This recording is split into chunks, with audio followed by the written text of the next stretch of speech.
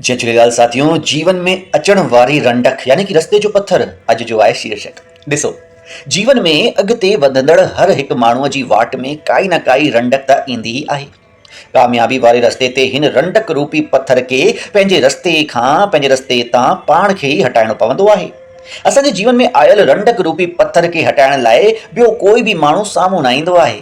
असांजे जीवन जो हर रस्तो हमेशह सिधो ऐं सरल न हूंदो आहे। घणेई भेरा असांजे कामयाबी वारे रस्ते ते अहिड़ी रंडक ईंदी आहे जेका असांखे अॻिते वधण न ॾींदी आहे। अहिड़ी रंडकुनि जे निशान खे असां रस्ते जो पत्थर चवंदा आहियूं। रस्ते जो पत्थर सिर्फ़ु हिकु भौतिक शइ न आहे जंहिंजो को आकार न हुजे या उहा असांखे ॾिसण में न अचे, हू असांखे ॾिसण में अचे थी।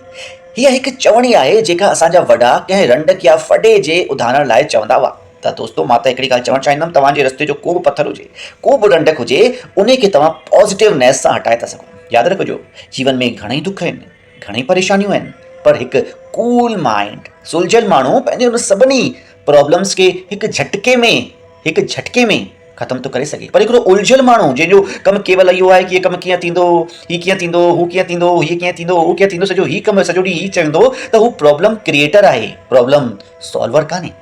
त तव्हांखे प्रॉब्लम क्रिएटर न ठहिणो आहे, तव्हांखे प्रॉब्लम सॉल्व करण जी कोशिशि करणी आहे हमेशह। जय झूलेलाल।